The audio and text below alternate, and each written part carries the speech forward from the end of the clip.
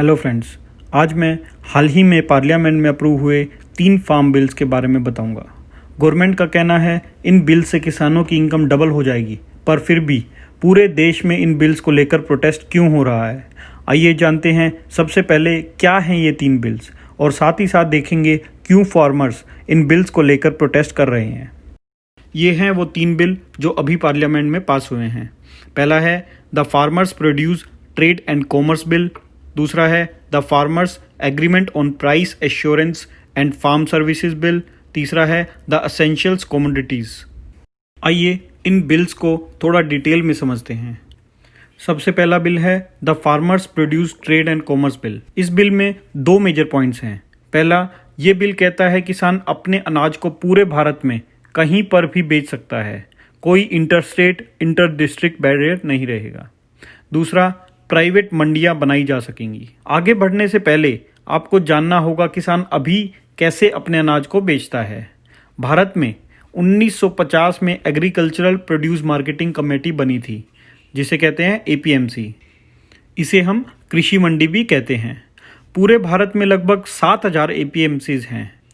इन APMCs में किसान अपनी सारी फसल को लेकर बेस्ट प्राइस पर बेचने की कोशिश करता है।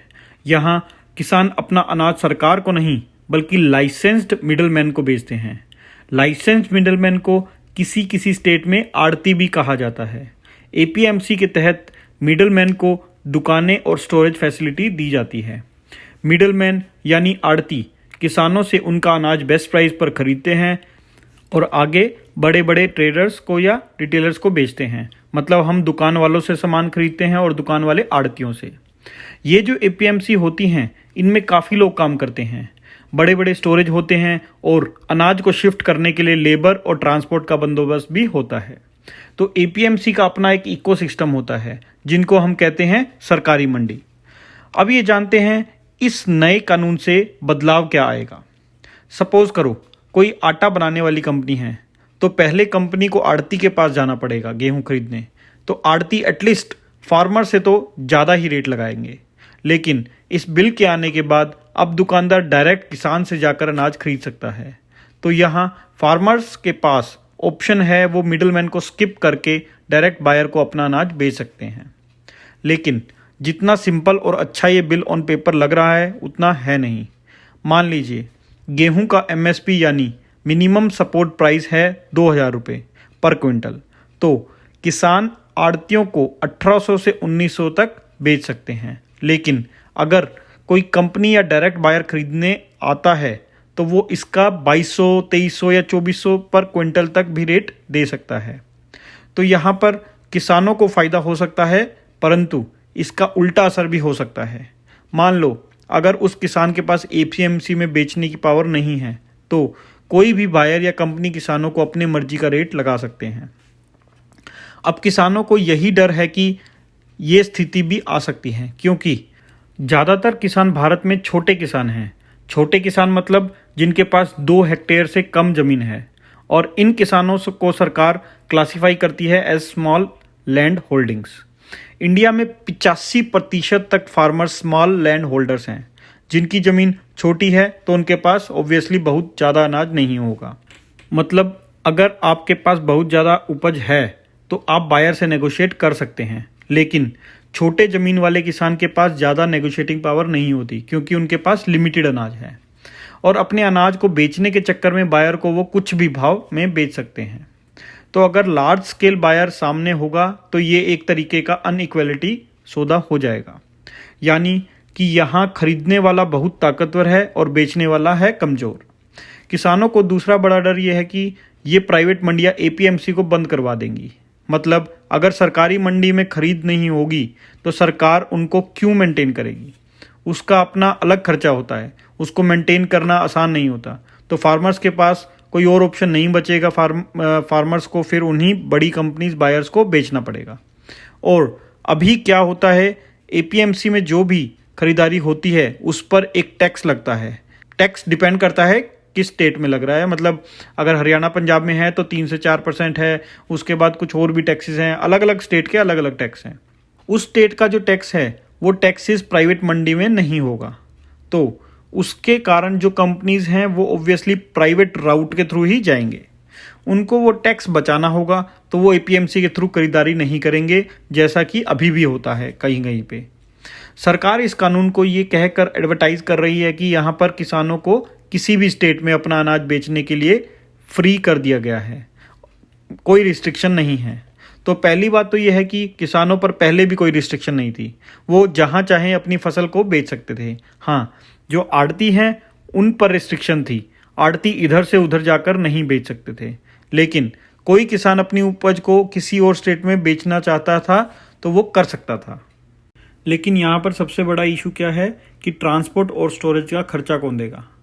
मान लो किसान को अपने स्टेट में फसल का अच्छा दाम नहीं मिल रहा, तो वो क्या करेगा, वो पड़ोसी स्टेट में जाकर फसल को बेचने की कोशिश करेगा, पर वहाँ तक पहुँचने के लिए उसको ट्रांसपोर्ट का अरेंजमेंट करना पड़ेगा।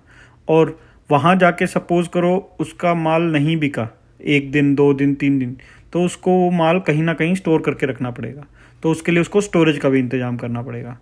तो सबसे बड़ी दिक्कत यही है कि ट्रांसपोर्ट और स्टोरेज का खर्चा कौन उठाए।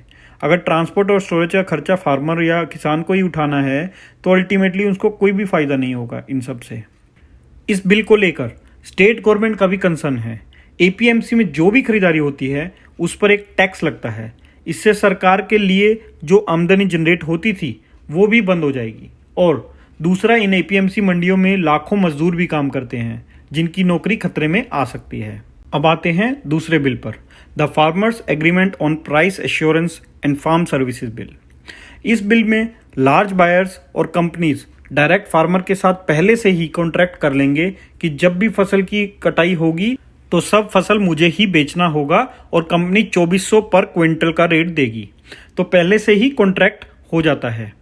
अब देखा जाए तो किसान के लिए बहुत अच्छा है कि उसकी सारी फसल भी बिक जाएगी और मार्केट एपीएमसी से अच्छा रेट भी मिलेगा।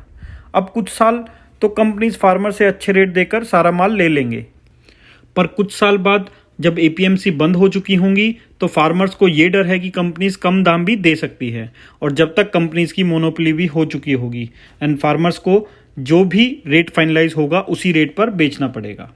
तो इन सब को देखते हुए किसान कह रहे हैं कि एटलीस्ट एमएसपी मत हटाएं, पर प्राइवेट कॉन्ट्रैक्ट में सरकार भी कुछ नहीं कर सकती, और ये प्राइवेट सेक्टर में एमएसपी की बात इस बिल में नहीं लिखी गई है।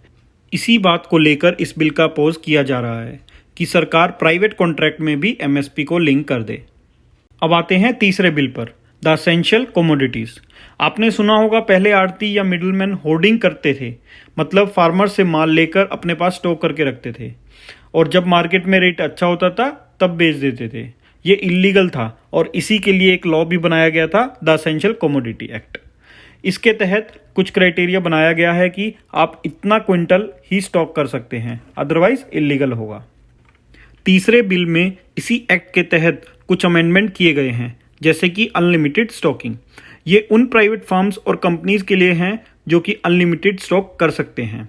अब किसानों को ये डर है कि अगर अनाज स्टॉक कर लिया तो हर साल की तरह प्राइवेट कंपनीज सेम रेट नहीं देंगे।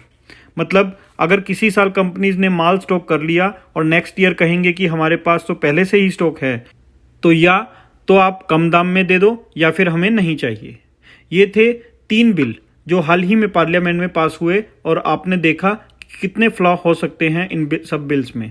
इन्हीं को लेकर पूरे देश में फार्मर्स प्रोटेस्ट कर रहे हैं। प्रोटेस्ट करने वालों में फार्मर्स और आड़ती दोनों ही हैं और स्टेट गवर्नमेंट भी इसको अपोज कर रही है। इस बिल को लेकर राज्यसभा में भी बहुत हंगामा हुआ था। आपका क्या सोचना है इस बिल के बारे में, प्लीज़ कमेंट करके बताएं। Thank you.